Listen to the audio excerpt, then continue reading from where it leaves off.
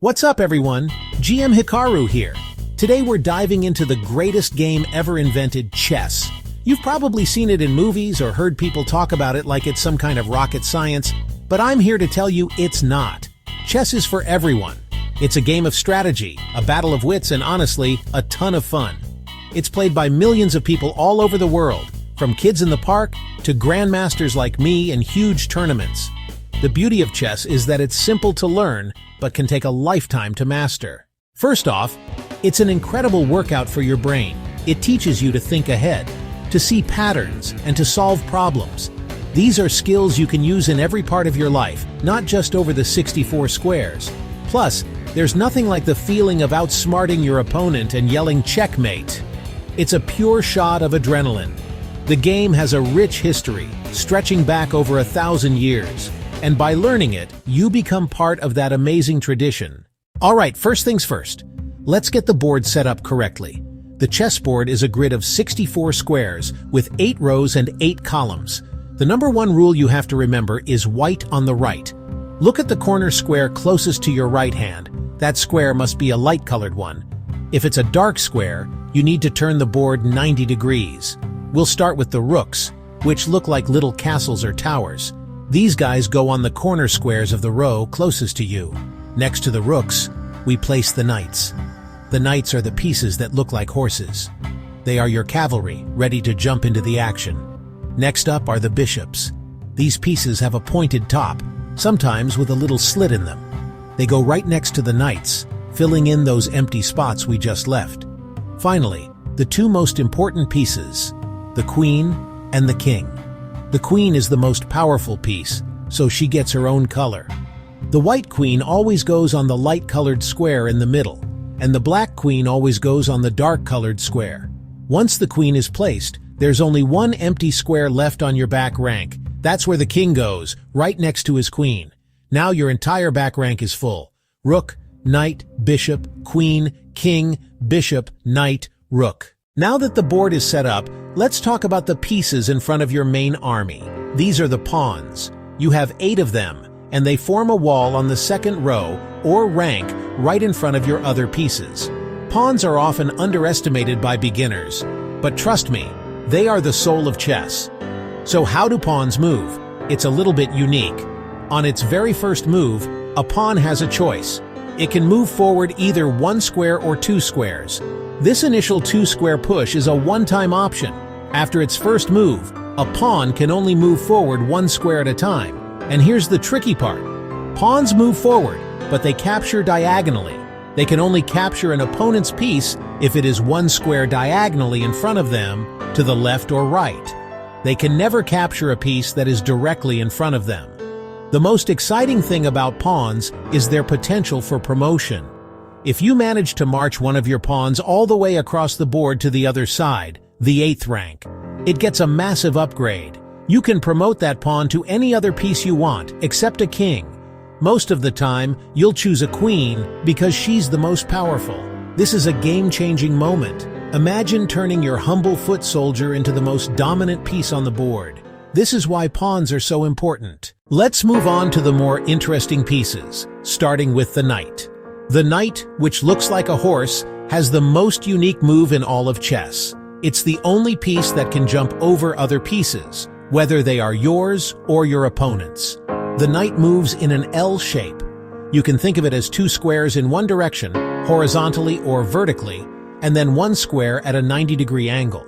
So, it's 2 squares up and 1 over, or 1 square up and 2 over. It always lands on a square of the opposite color from where it started. Because knights can jump over other pieces, they are fantastic in crowded, closed positions. Now for the rook. The rook, the piece that looks like a castle tower, is a powerhouse. Its movement is much simpler than the knight's. The rook moves in straight lines, as many squares as it wants, horizontally or vertically. It can go forward, backward, left or right, but it cannot move diagonally. The rook is a long-range piece. It can control entire files, which are columns, and ranks, which are rows, from one side of the board to the other. However, it cannot jump over other pieces like the knight can. Rooks are often considered late-game specialists. A common strategy is to connect your rooks which means getting all the pieces out from between them so they can defend each other along the back rank. Next, let's talk about the bishops. You start the game with two of them. One sits on a light square and the other sits on a dark square. This is very important because a bishop can only ever move on the color of the square it starts on. The light-squared bishop will only ever travel on light squares, and the dark-squared bishop will only ever travel on dark squares. They move diagonally, as many squares as they want in any direction. Like the rook, they are long-range pieces, but their path can be blocked by other pieces. They cannot jump over anything. Now for the big boss, the most powerful piece in the game, the queen. The queen is an absolute monster because she combines the powers of both the rook and the bishop.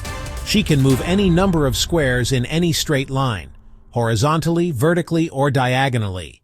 Think of it this way. Wherever a rook or a bishop can go, the queen can go too. The only thing she can't do is jump over other pieces like a knight. Because she is so powerful, the queen is the ultimate attacking piece. She can deliver checkmate by herself with the help of just one other piece. Because the queen is so valuable, you have to be careful with her. Finally, we come to the most important piece on the board, the king. The king isn't the most powerful piece. In fact, he's quite weak. The king can only move one square at a time, but he can move in any direction, horizontally, vertically, or diagonally. So from the center of the board, he can move to any of the 8 squares immediately surrounding him. The entire game of chess revolves around the safety of your king. The goal is not to capture the opponent's king, but to trap him. This is what we call checkmate. When a king is attacked by an opponent's piece, it is said to be in check. When you put your opponent's king in check, you usually announce it by saying check. The player whose king is in check must immediately get out of check on their very next move. There are only 3 ways to get out of check. First, you can move the king to a safe square that is not under attack. Second, you can block the check by placing one of your own pieces in the line of attack. Third, you can capture the piece that is delivering the check. If you cannot do any of these 3 things, the game is over. This leads us to the ultimate goal of chess checkmate. There is one more special move involving the king, and it's called castling. This is the only move in chess where you get to move 2 pieces at once, your king and one of your rooks.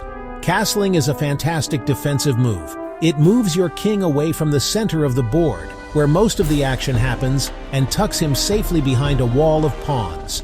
You can castle either to the left, which is the queen side, or to the right, which is the king side, as long as there are no pieces between the king and the rook, and neither the king nor the rook has moved yet. Okay, you know how the pieces move and how to set up the board. Now let's talk about how a real game of chess flows. A game is typically divided into 3 phases: the opening, the middle game, and the end game. The opening is the first 10 to 15 moves of the game. Your main goal here is not to launch a crazy attack, but to get your pieces developed and control the center of the board. You want to move your pawns to control the central squares, bring your knights and bishops out into the game, and get your king to safety by castling. The middle game begins once both players have completed their initial development. This is where the real battle begins. The middle game is all about tactics and strategy. You'll be looking for opportunities to attack your opponent, win their pieces, and improve the position of your own pieces. This is where you'll find forks, pins, and skewers, tactical patterns that can win you material. The end game is the final phase of the game, when there are only a few pieces left on the board. Often the queens are off the board, and the focus shifts dramatically. Want to start winning games right away? Here are a few simple tips that will give you a huge edge over other beginners. My first tip is to control the center. The 4 squares in the middle of the board, d4, e4, d5, and e5, are the most important territory. My second tip is, don't move the same piece twice in the opening. The goal of the opening is to develop all your pieces. My third tip is to always think about king safety.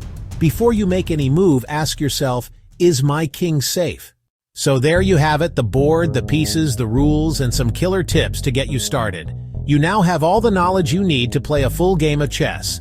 But I'll be real with you, your journey has just begun. Chess is a deep and beautiful game, and what we've covered today is just the first step. The real learning and the real fun comes from playing. You can watch all the videos and read all the books in the world, but nothing beats the experience of actually sitting down and playing a game. Don't be afraid to lose. I've lost thousands of games in my career. Every single grandmaster has. Losing is not failure, it's a learning opportunity. After every game, especially the ones you lose, take a moment to think about what went wrong. Where did you make a mistake? What could you have done differently? This process of analysis is how you get better. The best way to improve is to practice consistently. Try to play a little bit every day, even if it's just one quick game online or solving a few chess puzzles. There are tons of great apps and websites out there that make it easy and fun to play and learn. Most importantly, have fun with it. At the end of the day, chess is a game. It's a source of joy, a challenge, and a way to connect with people. Find a friend to play with, join a local chess club, or dive into the massive online community. The world of chess is vast and exciting, and you are now officially a part of it. So go out there, play some games, and make your move. I'll see you over the board. Good luck.